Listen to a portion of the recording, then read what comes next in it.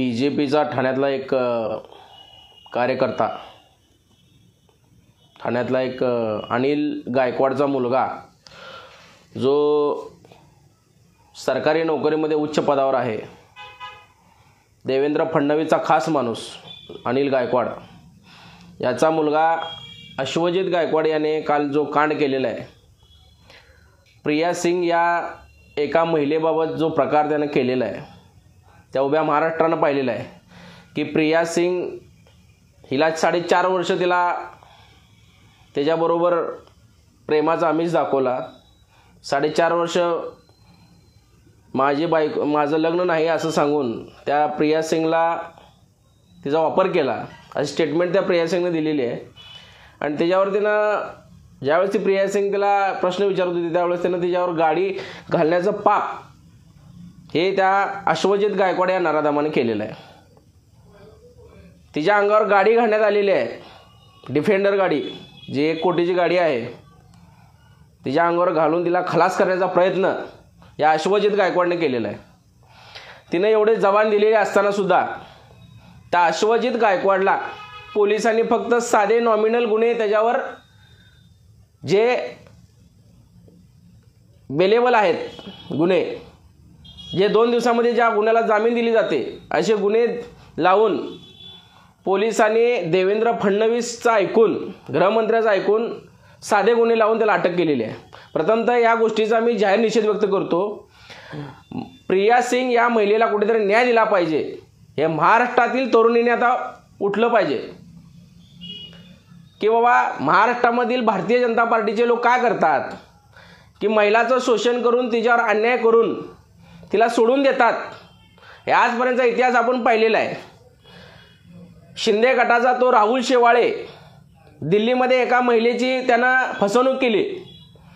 ती महिला वारंवार न्यायाची भीक मागत असतानासुद्धा तिला न्याय दिला जात नव्हता.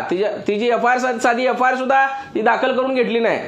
हा राहुल शेवाळे हा नराधम राज्यसभेमध्ये खासदार म्हणून स्वतःला म्हणतो, पण त्याचे कांड या भारतीय जनता पार्टीने लपवलेले आहेत. जो BJP बरोबर जातो त्याचे कांड लपवले जातात. त्याने केलेले जे कृत्य आहे ते कृत्य लपवले जातात. तो किरीट सोमय्या नागडा चॅटिंग करत होता. समोरच्या महिलेला नग्न करून स्वतः नग्न होऊन तो असली चॅटिंग करत होता. ते सुद्धा महाराष्ट्र आणि देशाने बघितलेलं आहे. भारतीय जनता पार्टीचा कोण तो देशमुख जिल्हा प्रमुख, त्यानेही एका महिलेला असेच तिच्यावर बळजबरी करून नाहक तिला त्रास दिला. त्या महिलेचे भरपूर व्हिडिओ बाहेर आलेले आहेत. तिलाही न्याय मिळाला नाही. भारतीय जनता पार्टीमध्ये असे किती नालायक लोक भरती झालेले आहेत हे महाराष्ट्रानं आता पाहिलेलं आहे. मुळात गृहमंत्र्यांना मी सांगतो, तुम्ही ज्या अश्वजित गायकवाडला तुम्ही पोचलेला आहे, तो अश्वजित गायकवाड तुमचा तो अनिल गायकवाडचा मुलगा आहे. आणि अनिल गायकवाडचा भाऊ सुनील गायकवाड हा लातूरचा खासदार होता. म्हणून भारतीय जनता पार्टी स्वतःच्या माणसांना मदत करते. स्वतःच्या माणसाचं पाप झाकून घेण्यासाठी पोलिसांचा वापर करून हे जे प्रकार महाराष्ट्रामध्ये चाललेले आहेत, हे प्रकार आम्ही खपवून घेतले जाणार नाही. पोलीस डिपार्टमेंट तुमच्या बापाचं नाही, सरकारच्या बापाचं नाही.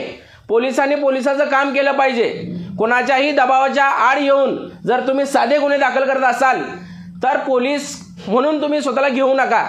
आम्ही महाराष्ट्रातील जनता म्हणून तुम्हाला एक थेट प्रश्न विचारतो की 4.5 वर्ष ज्या महिलेला, ज्या प्रिया सिंगचा वापर केला जातो, त्या प्रिया सिंगला जर गाडी घालून मारण्याचा प्रयत्न केला असेल तर तुम्ही त्याच्यावर कुठले गुन्हे दाखल करणार? तुम्ही फक्त साधे गुन्हे 323, 504 सारखे गुन्हे दाखल केलेले आहेत, जे 2 दिवसामध्ये त्या अश्वजित गायकवाडची जामीन होऊ शकते.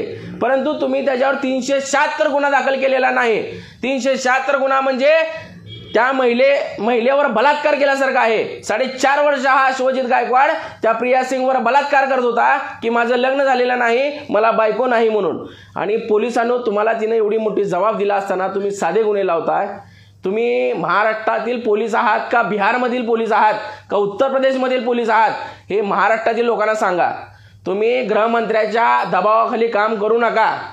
महाराष्ट्रातील त्या प्रिया सिंगला, ठाण्यातील त्या प्रिया सिंगला न्याय दिला पाहिजे. शिवसेना तिला न्याय दिल्याशिवाय स्वस्थ बसणार नाही. अश्वजित गायकवाडवर 376 अंतर्गत गुन्हा दाखल झाला पाहिजे. त्या नराधमाला 376 अंतर्गत त्याला अटक झाली पाहिजे. 5 दिवसाची कोठडी देतात त्याला. काय मोठ्या बापाचा मुलगा आहे म्हणून, फडणवीसचा माणूस आहे म्हणून. तो अनिल गायकवाड फडणवीसचा माणूस उद्या लातूरमध्ये इच्छुक आहे आमदारकी लढवण्यासाठी. त्यासाठी चालू आहे का खटाटोप? का गोरगरिबांच्या पुरी का रस्त्यावर पडलेल्या आहेत? आया बहिणी का रस्त्यावर पडलेल्या आहेत? महाराष्ट्र सहन करणार नाही. या सरकारची गुंडगिरी, या सरकारची दहशतवाद आणि महिलांवर खास होणारा अन्याय शिवसैनिक सहन करणार नाही. कुठे गेले त्या भारतीय जनता पार्टीच्या प्रवक्त्या, वारंवार आवाज उठवणाऱ्या, प्रत्येक गोष्टीत आवाज उठवणाऱ्या कुठे गेल्या? भारतीय जनता पार्टीवर गेलेला तो राठोड, त्याने एका मुलीच्या हत्याकांडामध्ये त्याचं नाव आलेलं आहे. त्यालाही सत्तेमध्ये घेतला आणि त्याला क्लीन चिट देत आहे. काय लावलं या महाराष्ट्रामध्ये? या महाराष्ट्राच्या का आया बहिणी का वाटेवर पडलेल्या आहेत? सहन केला जाणार नाही. ही तुमची जी महिलांवरील अन्याय आहे. देवेंद्र फडणवीस, तुम्हालाही सांगतो, तुम्ही जाणून बुजून महिलांवरील होणाऱ्या अन्यायाला खतपाणी घालत आहात. अश्वजित गायकवाडवर 376 गुन्हा झाला पाहिजे, तर आणि तरच या महाराष्ट्रातील कायदा जिवंत आहे असे आम्ही मानू. जय महाराष्ट्र.